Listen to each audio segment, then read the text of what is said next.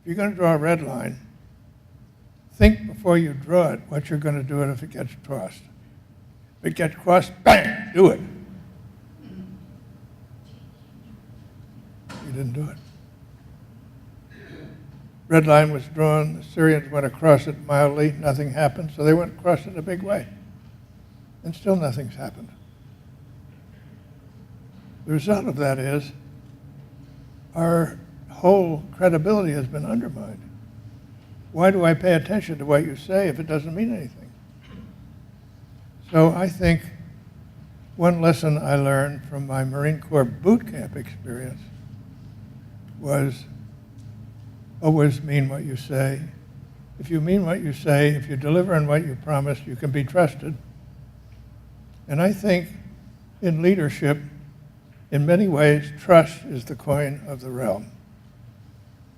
If there's somebody, your leader, that you don't trust, it's not, you can't really respond very well.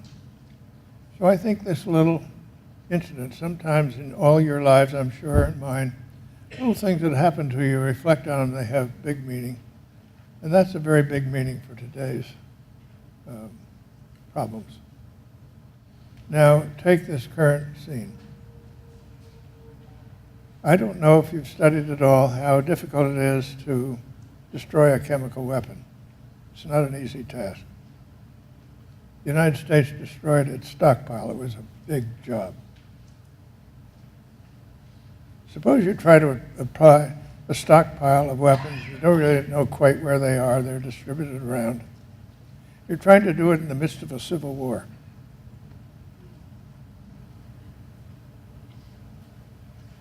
It's a ploy, and it's worked. It's totally thrown ourselves off stride. And here's Putin writing an article in the New York Times, and he's on the high road. He doesn't know what to make of himself there. He's never been there before. He doesn't belong there. But he's sort of saying, look at me, I'm the guy who's for all these good things, and come along. So I'm very unhappy. And I think everybody is unhappy. Probably the president's pretty unhappy at this point. A fundamental problem of governance these days all over the world is how you govern over diversity. Diversity is there everywhere. We're the most diverse country on earth, but diversity is there everywhere. So how you govern over this diversity in an age of transparency, the information and communication revolution cuts very deep. I describe this in my book. And in the past, it's been possible for people to govern over diversity by suppression of it. You can't do that anymore because people know what's going on. If there's corruption, they know about it. And so you have to figure out how you're going to deal in a better way in these circumstances where there is diversity in this age of transparency. We had the North America Free Trade Agreement, and since that was signed in the early 90s, it was signed, incidentally, and negotiated by President Bush #1. The ratification process was handled by President Clinton brilliantly, so it had a certain bipartisan tinge to it. But since that time, without anybody realizing it, in response to natural forces, North America has arrived. Mexico, Canada, and the U.S. are each other's biggest trading partners. Legally, around 230 million people a year from these countries move around in each other's countries. That's a big number.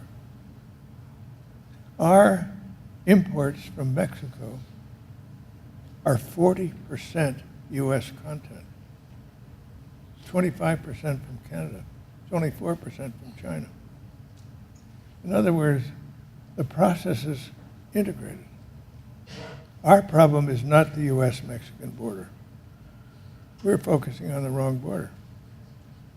The border to worry about is Mexico's southern border. Call it North America's southern border. And we need to be trying to help Mexico avoid becoming a transit country with all the human degradation and corruption that goes with that. I'm in the process of researching carefully, but I think the narrative I'm going to take is correct. Our founding fathers said to themselves, these 13 states that we're trying to make into a country are very different from each other. So we're going to have to put together a form of government that recognizes that. So they designed a form of government that was and still is unique in the world. They created a federal government with limited powers, which were checked and balanced within them. Think about it. Almost everything that affects your daily life is reserved to the states and the communities. Because they said there's no reason why Boston should be like Birmingham. They're different, so what? Let them be different. The Constitution recognizes diversity, allows for it, doesn't try to stop it. But we need to watch out because over time, the federal government has gradually moved itself in to this state territory. The preemption clause, the commerce clause, the taxing authority. The taxing authority has recently been used to say to you, you must buy something you don't want. Wow. I got to buy something I don't want because the government tells me I have to, and if I don't, the IRS is going to get after me and penalize me? Wow. I think there's going to be pushback on this because the diversity in our country will assert itself.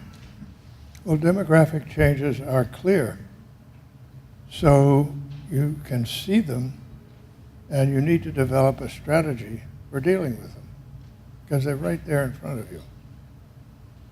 The U.S. has a reasonably balanced demography, particularly when we take into account our immigration. Unusual among developed countries, but still, we have a rapidly growing aging population, and our retirement and health in retirement benefits are based on assumptions that are not now correct. So we're going to have to get a hold of these issues and do something about them. And it's hard. It's going to be hard. But our problems are as nothing compared with some of the other countries involved.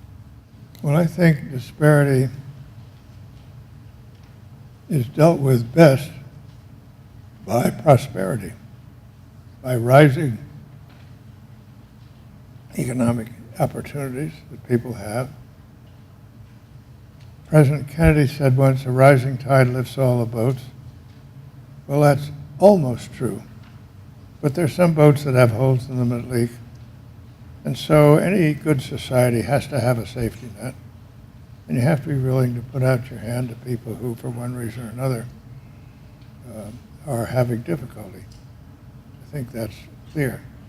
But you also have to figure out how you do it so you don't undermine the sense of I have responsibility for myself. What's referred to as the Iran-Contra affair that was really run out of the National Security Council, as I remember it, and this is back when you were Secretary of State. You felt it was at variance with policy. What did you do? In the first place, you're selling arms to Iran. We are trying to avoid Iran getting arms, so it's against our policy. And you also are hoping you'll get our hostages out of it. In other words, you're trading arms for hostages. And when people who take hostages see that they can get paid for it, what does that do? It leads to more hostages. So this is a very bad policy. We have set it out, and we're opposed to it. I could see how it happened because they knew that Ronald Reagan had a real soft spot for the people who were held hostage over in Lebanon. It really bothered him. Here I am, President of the United States. These Americans are probably being tortured, and I can't do anything about it, really. So they went and they had this arms for hostages, and they said, by the way, Mr. President, we'll get our hostages. But anyway, I was opposed to it. Cap Weinberger was opposed to it. We both argued against it in meetings. but we lost. And I think the first thing I would say to the people in intelligence and the NSA, don't lie. Don't mislead.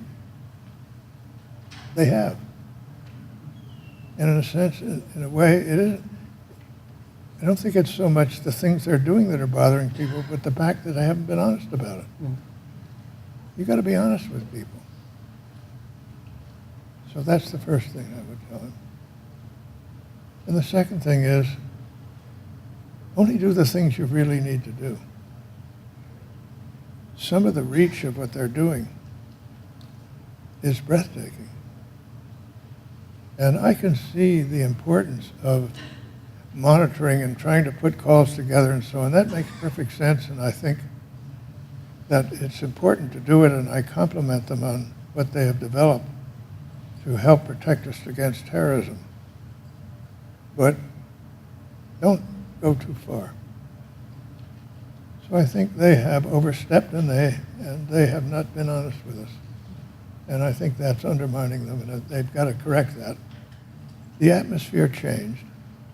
And you chart, if you say nuclear weapons, they just went up like this in 1986, and then they come down. They're about 25, 30% of what they were at their height now. So there's been a huge amount of reduction.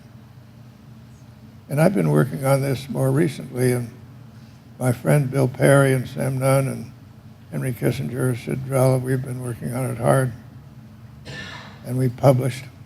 And there was a big resonance all over the world to this, but in the last few years it has gone flat. And people now see proliferation is coming at us. North Korea has nuclear weapons. Pakistan is building its arsenal. Great tension between India and Pakistan. It's a dangerous time, and we've got to get back on the offensive on this, I think.